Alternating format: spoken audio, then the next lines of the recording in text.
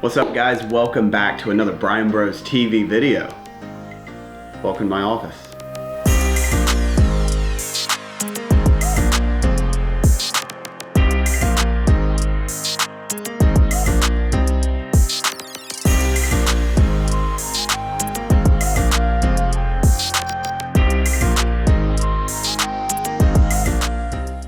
So this video's been requested a little bit. We've listened.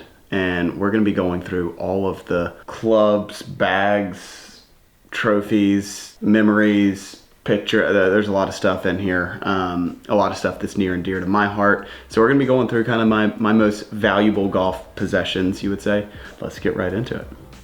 All right, we're gonna go ahead and get the first things first out of the way. Everybody wants to see the golf clubs. You wanna see the putters and the wedges and the drivers and the golf bags and all that stuff. And then we'll go over and check out some of the cooler golf memorabilia that I got. I'm not excited about this, but let's just go into some putters. Let's go into some putters. What do we got in here? I don't even know what we got. So this is like gonna be a surprise for me, or kind of a crash course. This right here, Scotty Cameron Laguna, a few circle tees on it. I used this all through college. That putter was actually, fun fact, was made for Steve Stricker. Sat in Scotty Cameron's office for a while. Steve Stricker came in, putted it, didn't necessarily love it, and so I was going to the Scotty Cameron studio right after him, and Scotty was like, yeah, Steve Stricker doesn't want it. If you want it. I was like, yeah, I used a Laguna all growing up, so there's my Laguna story for you. All right, while we're in throwbacks, this right here,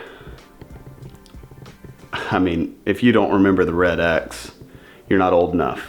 This thing right here, I used this in junior golf, won a couple state championships with this thing. This thing had I mean, there were some times where I feel like I was the best putter in the world with this thing, and there was times where obviously it got so bad that I needed to switch putters, which we're gonna continue to go through. But this one right here, I for sure remember a serious level of warmth with that one. That was one of my favorite toys of all time.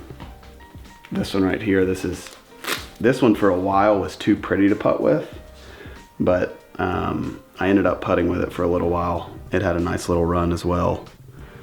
This is when I started getting into my 009 phase, Scotty Cameron.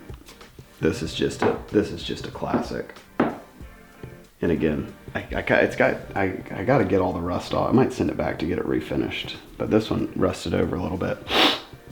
Definitely was too pretty to putt with for a couple years, and then I finally bit the bullet and used it. And then now we're gonna start getting, this is actually a pretty funny story. I used a putter that was sent to me for a while and putted fairly good with it. But when I ordered it from Joe Toulon, I was like, hey, I just need a putter, just any putter for like a charity auction type thing. So anyway, I ended up taking that putter and using it and then getting him to send another one. So then the next time I ordered a putter, or he wanted me to try one out, he sent it, and it says, for charity use only, Wesley, please do not use. I mean it. Not even once. Don't even look at it. With love, Joe. So this right here was another charity putter. It wasn't a charity, this was a putter that I wanted to try, but he wanted it to get into the bag. So I don't even know the name of. This is the Toulon Atlanta. Let's just rip through these things pretty good. This one had a nice little run in the golf bag. This is the Las Vegas Odyssey. Still looks really nice. Who knows? This is the Toulon San Diego. There was a point where I was just I was toying around with the different necks. So you'll see some of them just have different necks on them, which offer different levels of toe hang and weighting and all that stuff, and can kind of cater to different strokes. This one right here, got him to mill off this face a little bit. This is the Daytona Beach that stayed in the bag for a little while. The Daytona Beach probably had the longest stint in the bag as far as the Toulons are concerned. Oh, throwback. Here we go. This is an Old Faithful. This is the Metal X Milled 2, probably one of the greatest putters ever made. And this one had like some of the old school Brian Bros writing on the bottom of it. Again, I mean, that's a good one. I've actually got Old Faithful back in the bag right now. Original Old Faithful that was like just straight off the website. What do we got here? Another Old Faithful. This is the Metal X Milled 1. Just a gently more rounded than the Metal X Milled 2. Went through a point in time where I was just, again, trying to figure out, this is right when I first signed with Callaway and was trying to figure out which shape putter I wanted. Now to some more San Diego's. Different neck, different top line. I think actually this is the one that was made when my clubs didn't come in at John Deere and I just needed a putter made for a day. And then, oops, forgot to give it back. This one, used this one for a hot minute. I'm sure y'all remember this one. Putter was specially made for Hideki and ended up in my bag for quite a while. Had some good putting weeks with that one. Oh, this was the start of the arm lock experiment. I just ordered a grip and an extension off the internet and put it in. This putter actually, I gave this one a ride for a while. This one I think top 15 did at Sanderson, and then I added an arm lock. I didn't arm lock it there, but this was the start of the experiment right here. Sick putter though. Another San Diego, different finish. Gamecock colors on it, name on it. And then these are my daughter's putters. Winnie went with the old double wide, and Hadley went with the old thing. I think it's a 7. Yeah, went with the 7. So you'll see those haven't been used much. They will when the weather warms up. They got them for Christmas. They're excited about it. And then I think this is the last putter we got. Hadley's birth putter. Hadley James Bryan has the date, weight, time. So that concludes the putters. I have some more putters that are sprinkled out there. I think my sister has one. I think my pops has a couple of them. I think Harrison next door has a putter or two of mine. I think my brother-in-law might have, or my other brother-in-law might have a putter or so, but this is the putter collection. It's pretty cool, actually. Let's just leave these out.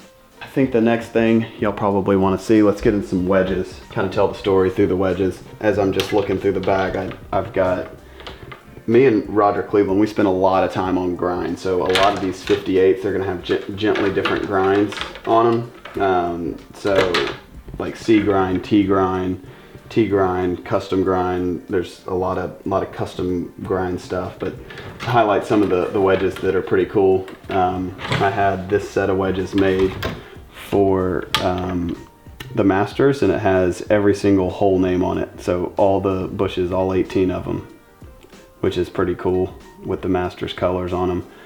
Those were a big hit. These were for 4th of July, if you can't tell. I used these at Greenbrier. Probably the only person on tour ever to use fully wrapped American flag wedges. Those actually stayed in the bag for a couple weeks. They look wild. If you look down at it, they looked absolutely wild. Where you could literally see the stars and stripes and the blue and the red. It was a fun time. They were also a hit. And then I've got probably, this was the original concept when Anthony Toronto started doing. I was like, I want an American sniper wedge. And so we got it, and I rocked the American sniper. I kept playing good. That was like for that whole year on the Corn Ferry Tour, I just had the American sniper in the bag. So transition, there you go, there's another American sniper, another rendition of it.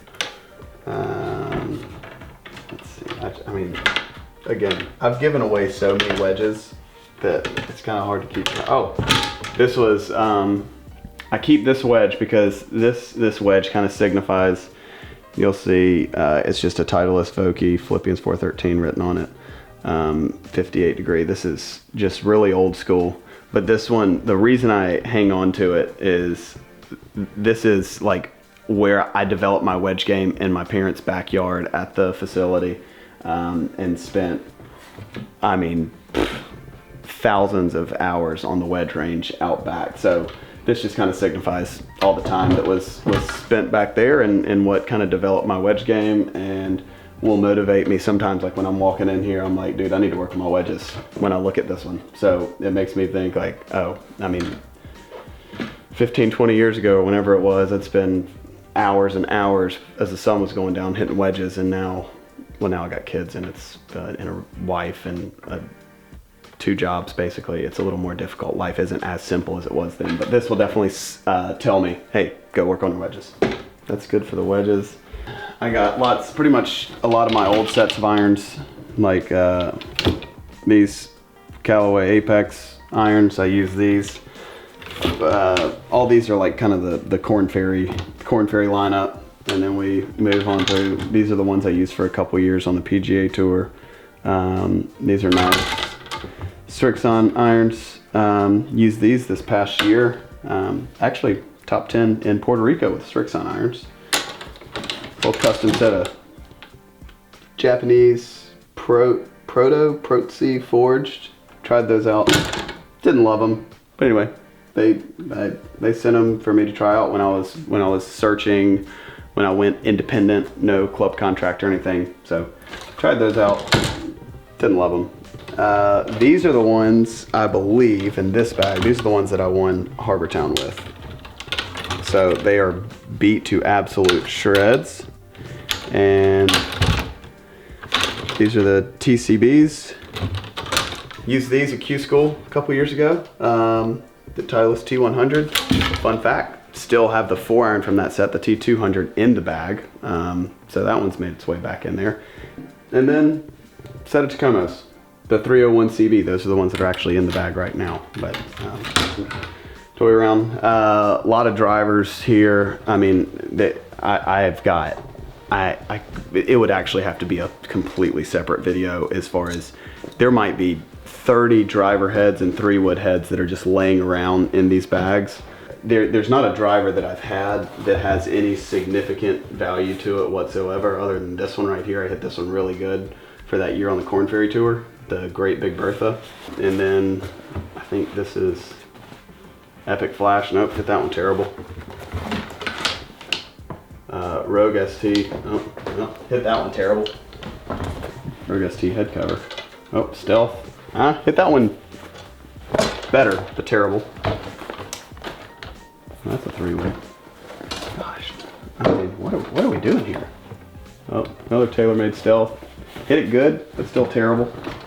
You know what they say?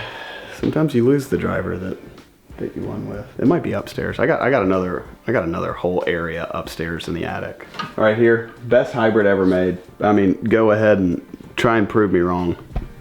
Callaway Apex. Prove me wrong. Best hybrid ever made. So I keep this one around for a rainy day. You just never know. You would. I mean, it was serviceable for a little bit, but if we're being honest, for me, terrible. I got a whole lot of 3-woods, and again, Rogue 3. Every 3-wood that I touched for about a 5 or 6 year stretch, I did not like. So you'll see, I got 3-woods just galore hanging around. I tried every different shaft length, every different head style, every different weighting possible, every different shaft company. I mean, I've got, and just none of them worked. And again, it wasn't the 3-wood's fault. I'm not sitting here saying it was the 3-wood's fault. It was 100% my fault, but a lot of 3-woods. And then this right here just shows the shaft roundabout that I went on for a long time. I mean, I've got pretty much every brand, every length, from short to long to light to heavy.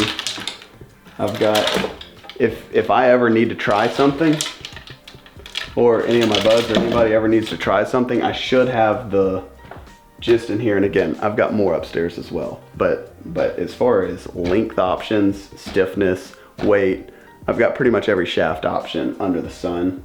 Some of them that I know, like this one right here, I keep this one in here because this is the TaylorMade shaft that I used for, or that was in the R1 But when I was playing on the mini tours before I got on any major tour, and this was like some of the best driving or consistent driving of my life. So I keep this one in here just to, if need be, I can go back to something that I knew worked at least 10, 15 years ago, whenever that was. So, golf clubs. Let's go through golf bags. We almost forgot. Go. All right, now some of the golf bags. This one right here, this is the British Open bag. This was the, I call it the Odyssey Awareness Month bag. May, they always did that. This is the one I got on the Korn Ferry Tour with initially. This is the one that I probably lost my tour card with. This one is the US Open bag, which I missed the cut. This one I probably also lost my tour card with. This one I probably lost my tour card with. This one is the PGA Championship bag. And this one is the bag I won with. So like, oh wait, no. Here we go. Here we go. This might be it. Nope, that's not it. Actually, this is the one that I won on the Korn Ferry Tour with. XR. Who would have known? There's all kind of goodies. Look at that. You can find a 2017, 2018 PGA Tour badge. I've got like 3 woods. There's like all kinds of, oh.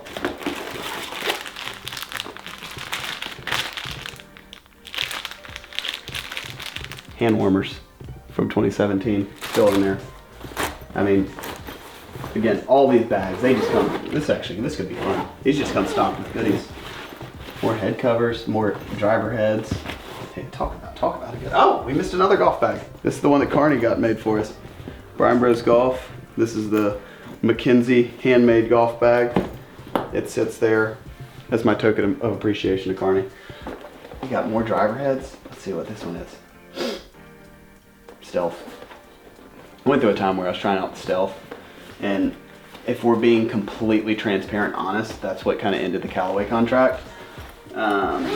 When I started messing around wanting to hit the TaylorMade driver, and then I liked it more than the one that I was hitting, and then just kind of, it didn't make sense for Callaway to pay a guy that was playing a TaylorMade driver. So then I was just kind of like, I'm in a really bad mental spot, and if I look down at the Callaway driver any longer, I'm gonna quit the game. So maybe it's best if we just kind of, and we parted ways on very, very good terms. Still some of my closest buds, as far as like reps and all that stuff are concerned on tour. So still have a good relationship with those guys. And then ironically, come back full circle, the only Callaway club in my bag now, driver and putter, but driver is the one that led me away. I don't know. Look at that. We got head covers. I have a pretty sick Odyssey collection of head covers. Oh, we got rain gear. More head covers. This is a fun time. I haven't gone through any of these bags in obviously years. Oh, I hear money. Oh, there you go. 2021, 2022. This is fun. What did I used to mark my balls with? What a time. I mean, shoot, that's like, that'd be like $2 in there. Oh man, almost got a new glove too. That would have been sick. Let's see, last chance at a goodie. Like I mentioned, you just never know what you're gonna find. See, there's the combo. If I ever need it, a rainy day, I'm gonna put that shaft into this head. Here we go.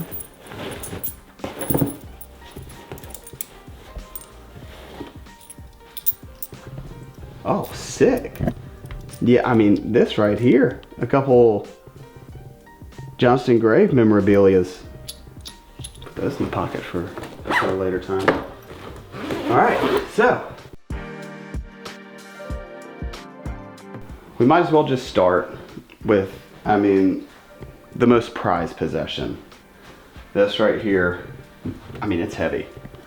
The trophy that proved to myself that at least 1 week of my life I could do something great. So that, I mean, that was kind of a joke, but what that means to me is 20 plus years of all the hours, all the time, everything that I put in, everything that I sacrificed to make golf a career. And so that's just one of those I mean, yeah, there's a lot of guys that have a lot more of these things, but still, this old guy right here means a lot.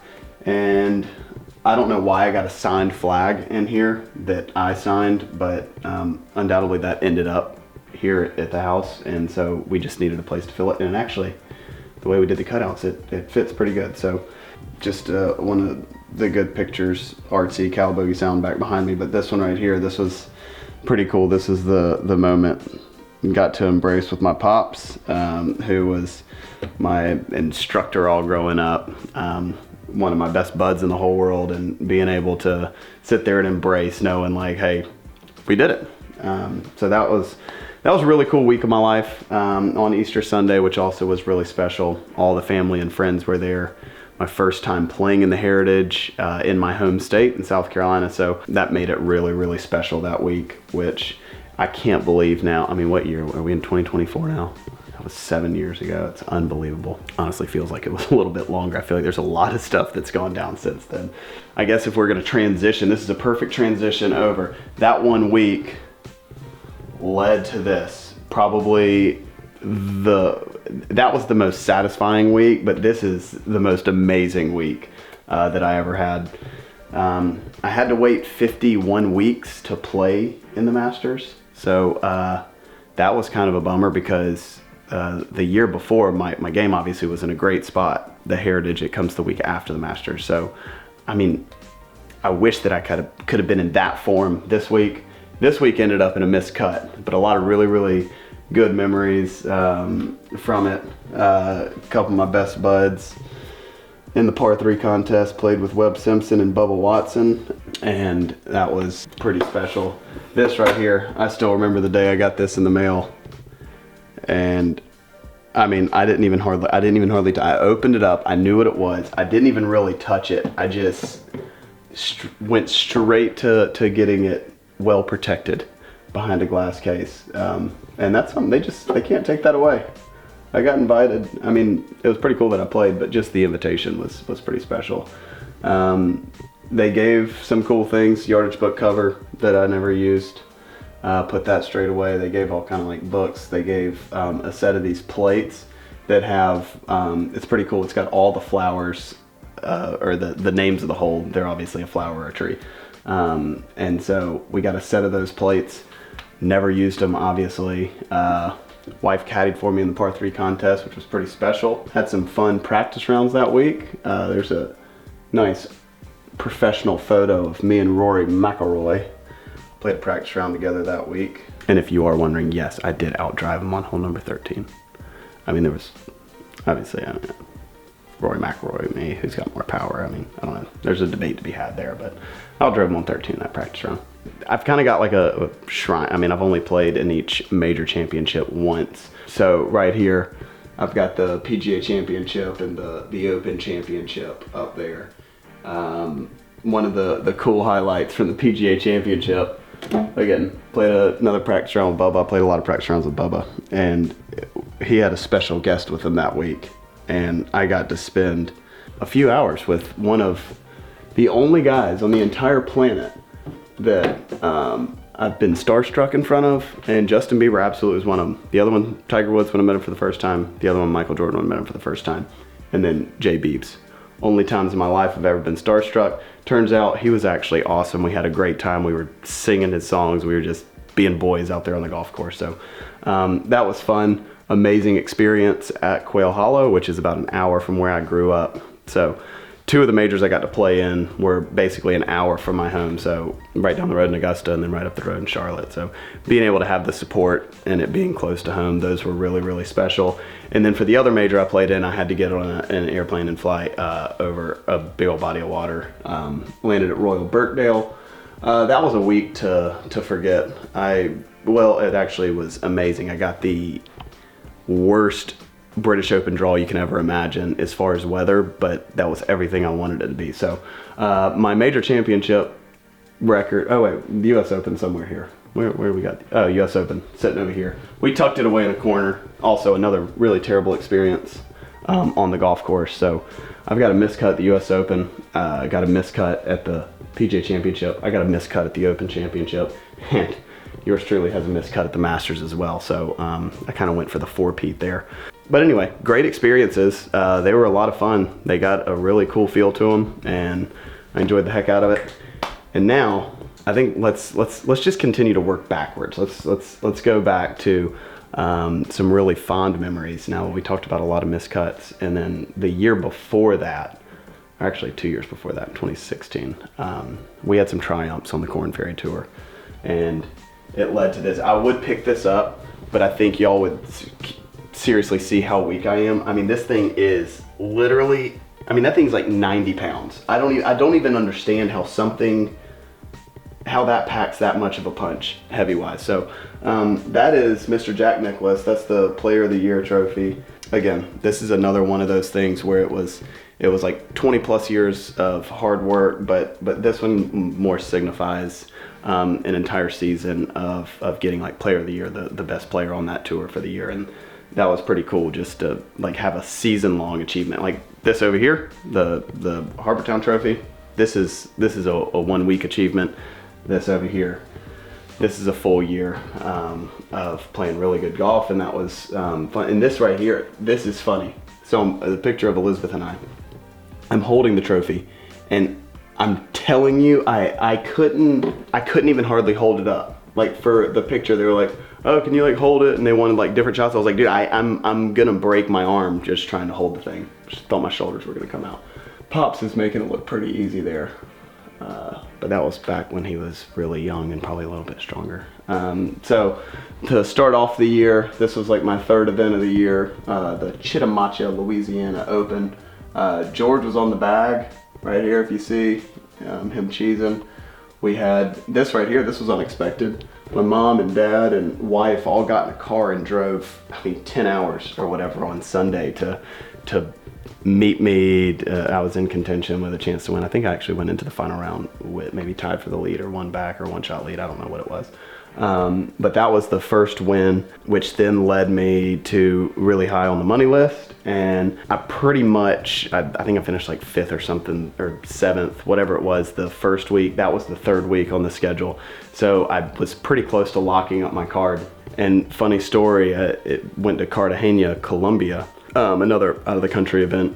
And I finished like 5th or 6th there. And I was like right at that threshold where if I had just finished 1 stroke better and finished 4th, I would have for sure locked up my PGA Tour card. And I said I was tired of traveling out of the country because I'd already been out of the country 3 times at this point in the season through 5 events. And I was like, I do not want to go to Mexico. So if I had locked up my card, I wouldn't have gone to Mexico. Well, it turns out I didn't lock up my card. I went to Mexico. This is another really, really special moment. One of the cooler feats. I took #Chad with me. If you don't know #Chad, he was Callaway's social media manager at the time. And I was like, hey, I got a crazy idea. You wanna, and at this point, George was like kind of caddying for me. He was caddying full time, I would say, but he was gonna be playing in the Monday qualifier for Indiana the next week. So we couldn't get from Mexico to Indiana in time for him to do the Monday qualifier. And so I just needed to take someone with me. And I was like, hey, Chad, you want to come? And then we can just do like some really fun content kind of around Callaway. Like, let's do like post-round interviews and just, I don't know. He said, sure, let's do it. So anyway, I took #Chad with me. Ended up shooting like 68, 63. Let's see, where are the scores? 68, 63, 71, 67. And won by like 5 or 6 with #Chad on the bag. And then, funny story here, I got the trophy for winning the thing, and I just threw it in my carry-on bag. And again, at this point, I was on top of the world. It's my 2nd win in like 4 weeks or whatever, 3 weeks, and I was like, trophies, I'm gonna be getting a lot of those. So I just kind of throw it in the carry-on. I pull it out of the carry-on when I landed in Indiana, 2 pieces, head falling off. So then after Mexico, had a couple close calls, but then about a month later or 2 months later, 3 months later, 4 months later, who knows, however many months later it was, we went to the Digital Ally Open. This one right here, this got a lot of significance to it because this right here on this day, this is where, like, I know I'd locked up my card already, but the dream kind of came full circle. Like, I dreamed of playing on the PGA Tour my entire life. And right here in this moment, I shot 65, 67, 65, 67. Won in a playoff. I beat Grayson Murray and JT Poston in a playoff. Both of those guys went on to win on the PGA Tour as well. So it was pretty cool that all three of us in that playoff had won on, or have won on tour at this point. All the work, all the hard work, my whole life. Like, I literally, right when after this trophy presentation, we got in the car, we drove to John Deere, and I made my first start on the PGA Tour as a PGA Tour member. And so that was like the moment where I made it. I had made it on the PGA Tour, and it was pretty special. So that was a good week of golf. I would say that week and Mexico, these are the two best weeks as far as just being in complete control of my game. These 2 weeks, I feel like I could have won any event anywhere in the world. Like, I was just in complete control of my game. So anyway, that kind of wraps up the Korn Ferry Tour. Now just some other little trinkets that we got here. Now this is another one of the things. This area right here is fairly special. Arnold Palmer. I mean, R.I.P. Arnold Palmer, but I mean, that's pretty cool, but not as cool as this. This right here signifies a mulligan during the big break. And I was on the show. That was kind of our kickstart to, or we'd already started making content, but that was kind of like a Kickstarter to the whole golf circus that we traveled on and did for the next year until I got on tour. But the big break was pretty cool. And right behind that, this right here, like, we've got, like, these are the badges for the majors and WGCs and some tournaments that I played in, and then like your PGA Tour badge card or whatever it is. I guess they stopped in 2021, or maybe we just don't have the 2022 one up there. But these down here, these are cool. These are medals from the USGA, and those are you get those if you medal at a qualifier. For like 1 or 2 of those is for US Junior. 1 or 2 is for the US Pub Links, and 1 or 2 are for the US Amateur. So if you win the qualifier, you get a medal. And then these right here, I think I got a couple of them. There's 2 or 3 of them that are missing that when we went back to try and find them. But these are all like the participation money clip things where you, like, this was like your access into the locker room or whatever. So these are from the USAM, US Pub Links, and US Junior. USGA events when we were growing up, like, they were a big deal. They still are a big deal. The only way to get into those was just to earn your way into it. It wasn't like a junior tournament or amateur tournament that you could just be a special invitee. Like, you had to go to a qualifier, finish well enough to get in. So those were really special. Those were cool. I had a decent track record. I think I made it to the match play in all 3 US Juniors. I made it to the match play in, I think, all 4 or 3 of the 4 Pub Links. Lost in the quarterfinals, lost in the round of 16, lost in the round of 32, I think, in those. So making the match play in those, and then made the match play in like 2 or 3 US Amateurs out of 3 or 4 attempts. I don't remember what it was. I think I missed the match play in 1 Pub Links, and then I lost in a playoff for match play at the other US Amateur. So those were like pretty cool accomplishments in the amateur side. Like, I wasn't always, like, I had a decent junior career, but I wasn't like I never won like South Carolina Player of the Year like George, but I had a pretty good junior career. I had a okay amateur career, but I never like won any big time tournaments. But I did well, or there's a lot of stuff to be proud of for my junior golf and amateur golf. And then professional golf, like I had a nice little run for like a year and a half. And so this is just kind of all the memorabilia around, like, that tells my golf story. All right, we got the things out of the way. Now let's move on to some of the scorecards. These are the actual scorecards from the tournament. So 69, 68, 67, 67. Wow, all 4 rounds in the 60s. Nice playing, Wes. Well done.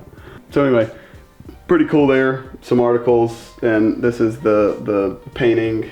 For every champion, they get a painting. So we got a replica of it right here. Head over here, we got the scorecards from all 3 of the Korn Ferry events. These are actually, this is pretty cool. These are the letters from Arnold Palmer. After each Korn Ferry win, he sent a letter and signed it.